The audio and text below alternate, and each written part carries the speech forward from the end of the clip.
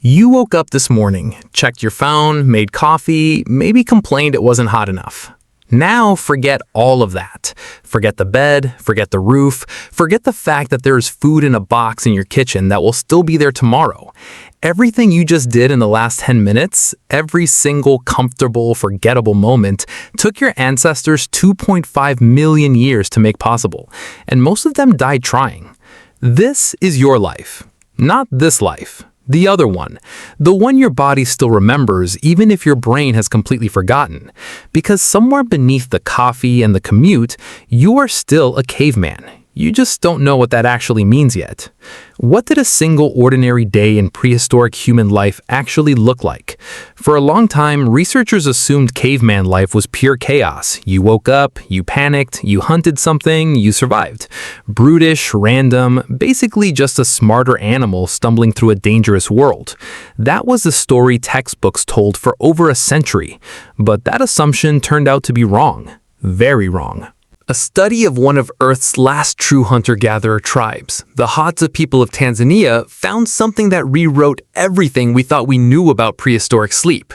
These people didn't sleep in chaos. They slept in precise, organized shifts. Different members of the group stayed awake at different times through the night, leaving the entire group never fully unconscious all at once.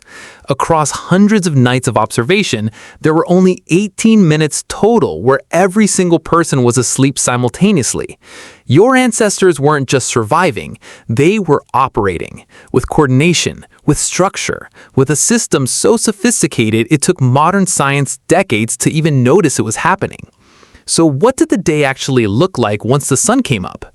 Researchers studying ancient bone remains from North Africa, dating back 300,000 years, confirmed something extraordinary. These early humans weren't moving randomly across the landscape. They were following seasonal migration patterns, traveling up to 150 kilometers to reach specific locations at specific times of year. They knew where the food would be before the food arrived. They planned months ahead. Think about this. You plan your grocery run. They planned their entire year. The morning began before sunrise, not because someone set an alarm, but because the light itself was your alarm, and ignoring it could get you killed. Here's what's really interesting. Your circadian rhythm, that internal clock that makes you groggy at night and alert in the morning, is tuned to a sun that your prehistoric ancestors lived and died by. Every morning you fight it with artificial light. They obeyed it completely. Foraging started immediately, not hunting, foraging, because 70 to 80% of your prehistoric diet came from plants, insects, tubers, and fruit, not meat. Studies of modern hunter-gatherer groups show they spend roughly 4 hours gathering food. Done. The rest of the time wasn't panic, it was processing, socializing, maintaining tools, and here's what nobody talks about, playing. And it gets stranger. Archaeological evidence shows that Neanderthals and early Homo sapiens engaged in structured play behaviors, games, storytelling, symbolic activities that served no immediate survival function.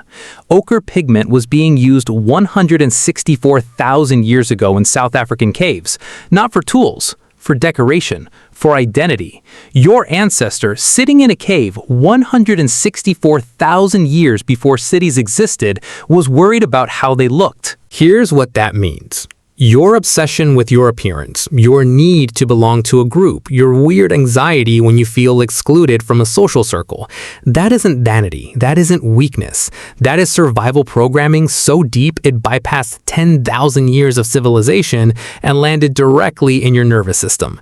Being excluded from the group in prehistoric life wasn't embarrassing, it was a death sentence. Your brain doesn't know that threat is gone. Your body still remembers this. The social bonds formed during those afternoon hours, the grooming, the storytelling, the laughter, those were your healthcare system. Research analyzing hundreds of thousands of people found that social isolation increases your risk of early death by 29%, more than obesity, more than physical inactivity. The most dangerous thing that could happen to a caveman? Being alone is still one of the most dangerous things that can happen to you. You just don't frame it that way anymore. Nightfall changed everything. Fire wasn't just warmth. Studies of modern tribes still living by firelight found something remarkable about what happens when the sun goes down. During the day, 80% of conversations were practical: food, tools, logistics.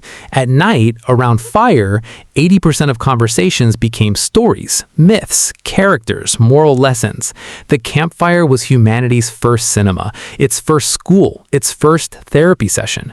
You're doing the same thing right now, sitting in the dark, a light flickering in front of you, listening to a voice tell you a story about who you are and where you came from.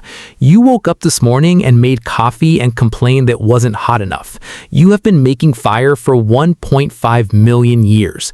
You have been gathering with your people for 300,000 years. You have been telling stories in the dark for as long as there has been a dark to sit in. The caveman didn't disappear. He just got a phone and forgot what he was. If this made you see your own day differently, that's the whole point. There's more where this came from, and if you want to keep seeing the world through 300,000 years of human eyes, you know where to find us. But the last thought belongs to this. Every single habit, fear, craving, and instinct you carry into tomorrow, some ancestor earned it for you. In the dark, around the fire, just trying to make it to morning.